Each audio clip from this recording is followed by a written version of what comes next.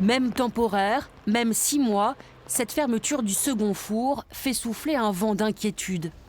C'est surtout la longueur de l'arrêt qui paraît étonnante. Parce que c'est simplement un raccordement et un changement de machine, donc je pense que ça aurait pu être fait dans des délais beaucoup plus courts. La direction maintenant a souhaité faire comme ça et très honnêtement, on ne sait pas vraiment pourquoi.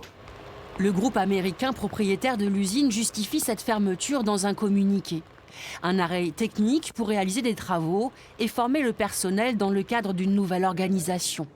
En septembre dernier, le premier four a définitivement fermé et un plan de restructuration prévoit la suppression de 81 à 126 postes, une sinistrose intimement liée à la crise viticole.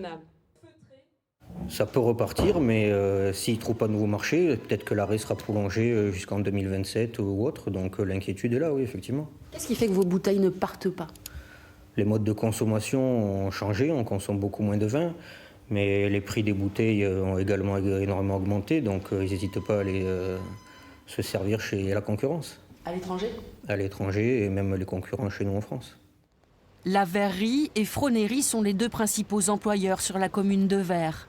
Au-delà de la taxe professionnelle, voir l'un d'eux disparaître fait craindre le pire. Le maire de Vers reste donc mobilisé.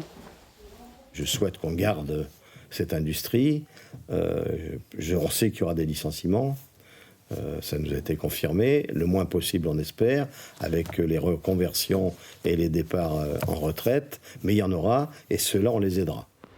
La fermeture du second four devrait intervenir entre mars et septembre prochain.